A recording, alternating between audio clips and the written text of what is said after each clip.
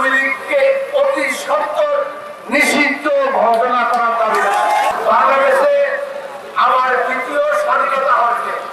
প্রথম স্বাধীনতার জন্য যদি জামাতকে আপনারা নিষিদ্ধ করেন, এই দ্বিতীয় স্বাধীনতার জন্য এই ছাত্র এই বৈষম্য বিরোধী আন্দোলনের নেতারা যে অর্জন করেছে, তাদের রক্তের উপর দিয়ে তাদেরকে রক্তাক্ত করা হয়েছে, হাজার হাজার মানুষকে হত্যা করা হয়েছে।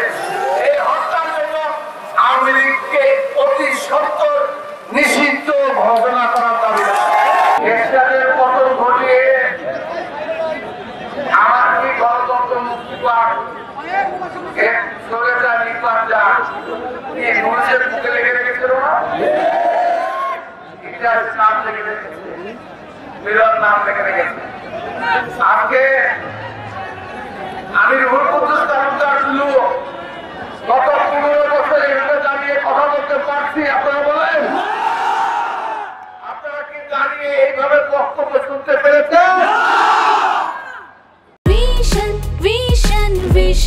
100% কপার কন্ডেন্সারে তৈরি ভিশন ফ্রিজ, তাই গুণে মানে অটুট থাকে বছরের পর বছর।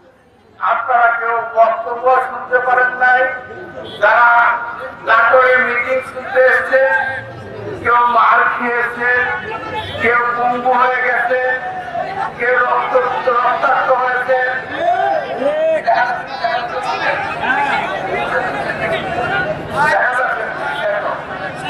রক্তাক্ত হয়ে এখান থেকে ফিরে গেছে। এই 15.5 বছর এই নাটোরের মানুষ কথা বলতে পারে না। আজকে নাটোরের আওয়ামী লীগ, নাটোরের সন্ত্রাসী এই শেখ হাসিনা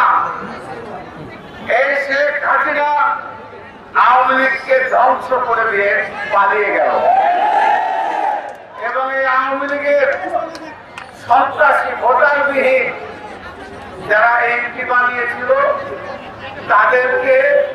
তাদেরকেও বিপদে ফেলে উনি দেশ ছেড়ে পালিয়ে চলে গেছে। আওয়ামী লীগের কি হলো আপনারা বলেন?